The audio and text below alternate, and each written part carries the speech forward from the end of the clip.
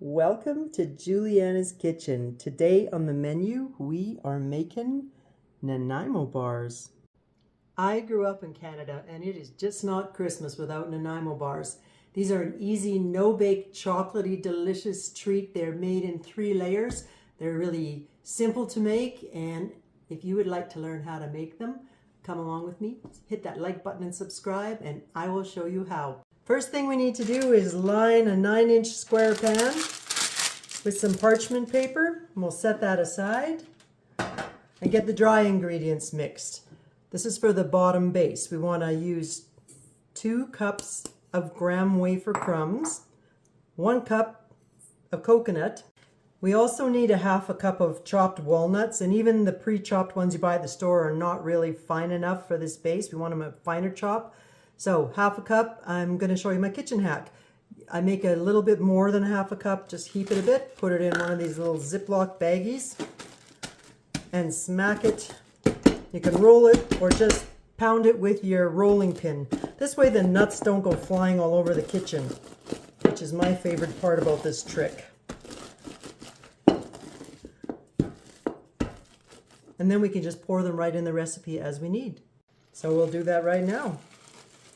1/2 cup of walnuts, and then you just want to mix those dry ingredients together quickly so they're nice and blended, and we'll set them aside. This next step you need to do either in a double boiler or some kind of heat resistant bowl. So stainless steel bowl works great. You want to have a 1/2 cup of softened butter, and then to the softened butter we want to add 5 tablespoons of sugar. To do that, simply just do a 1/4 cup and a tablespoon. And you want the same amount of cocoa powder, 5 tablespoons. I'll have all the ingredients listed in the description for you. Some people like to mix this right on the stove, but I have made these many years, and sometimes if you're mixing them on the stove,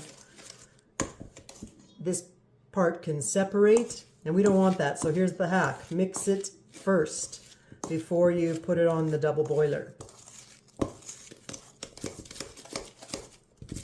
So we got our sugar, cocoa, butter mixed together. To this we just want to add 1/2 teaspoon of vanilla, or more because that's how I pour, and 1 egg. So we want to mix this up until the egg is blended in. That's the trick. So in your double boiler or your stainless steel bowl, in a big pot full with just 1 inch of water in the bottom, hold the pot still and just mix it around. You'll see this doesn't take very long.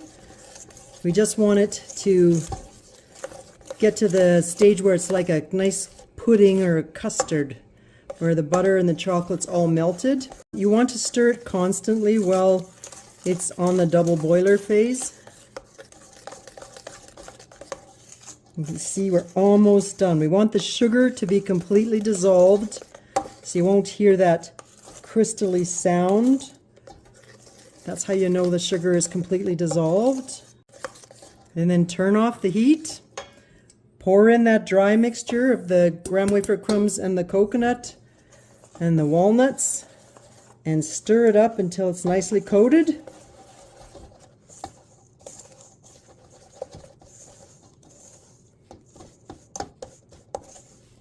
And then we will get it in the bottom of the pan. So I just want to get this base in the bottom of your pan.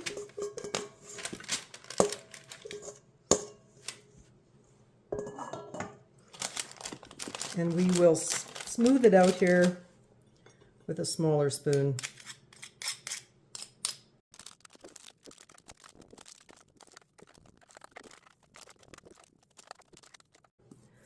All right, we have that all nicely smoothed out.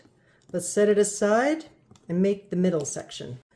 The middle section is a vanilla custard icing. So you want to start with 5 tablespoons of softened butter, and then we're going to use 5 tablespoons of the famous Bird's custard powder. This is what it looks like, and you can find it often in specialty stores in the US, and it is available at Amazon online. I'll put the link in the description. And in Canada, UK, Australia, we can get it in the grocery stores, but it's the secret ingredient that makes Nanaimo bars so awesome. If you can't find it at all, you can substitute with a teaspoon or so of regular vanilla and then just reduce the amount of milk so that you have a nice thick icing consistency. And we want to give this a quick mix. It's best to do it low and slow. And we want to do 2 tablespoons of milk or coffee cream. We don't want the icing to be too runny. All right, so let's mix that up. Next, we need to add 2 1/4 cups of icing sugar. We want to sift it in half at a time. Let's add the last of that icing.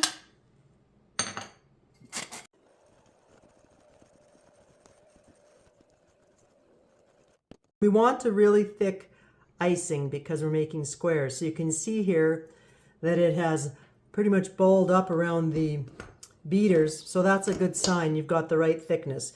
If you find it's a touch too thick, you can add a little bit more milk, or if it's not thick enough, a little bit more icing sugar. Okay, let's get that middle section on the squares. So you can try using a spoon to spread it around. That works pretty good. And sometimes your best friend is just the hands God gave you. So make sure they're clean, of course. Put a little bit of butter on them. And then it makes it easier to just pat it out. Kind of sort of like how you have to work with pizza dough into a pan sometimes, hey? So just work that until you have a nice, smooth, consistent layer. And then it's time for more chocolate. In the top of a double boiler, we want to have 1 tablespoon of butter and 2 1/2 ounces of these Baker's semi-sweet chocolate squares. Just heat it up long enough to melt it, and we'll put those on top of the bars. And the final step is to let all that melted chocolate cover the top of the bars.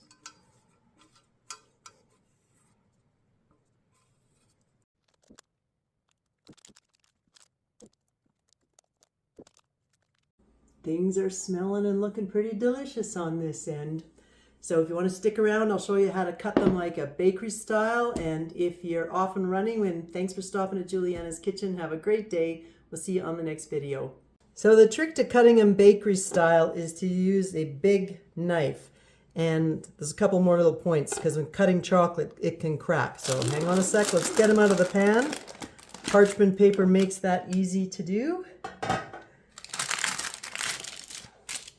And then you want to use a large knife because the small ones, if you saw, you're more likely to crack the chocolate. So line it up to the width you want and then just gently press down. And you get a nice clean line. But you can see now my knife is a mess. So you want to have a clean dishcloth at the ready and wipe it off nice and clean. That way you get clean edges on each of your bars. If you find it's cracking a little bit, another trick I like to do is heat the knife up. I run it under hot water for a minute and then make sure it's good and dry because we don't want it wet. It can take a little bit longer this way, but it's worth it when you're trying to make fancy presentation for Christmas.